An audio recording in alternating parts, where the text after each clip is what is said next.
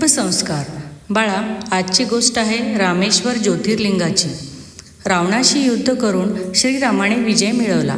रावण हा शिवभक्त असल्यामुळे युद्धानंतर श्रीरामाला खिन्नता आली की आपण एका शिवभक्ताचा आणि एका ब्राह्मणाचा वध केला. पापमोचन आणि भगवान शंकराची कृपा मिळवण्यासाठी श्रीरामाने रामेश्वर येथे शिवलिंग स्थापन करण्याचा संकल्प केला.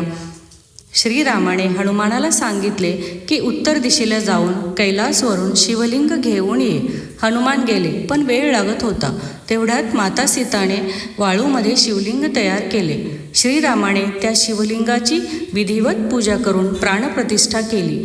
हेच ते रामलिंग म्हणून प्रसिद्ध झाले. नंतर हनुमान परत आले आणि त्यांनी आणलेले लिंगही तिथे स्थापन करण्यात आले. त्यामुळे आजही रामेश्वरमध्ये 2 शिवलिंग आहेत, रामलिंग आणि हनुमानलिंग.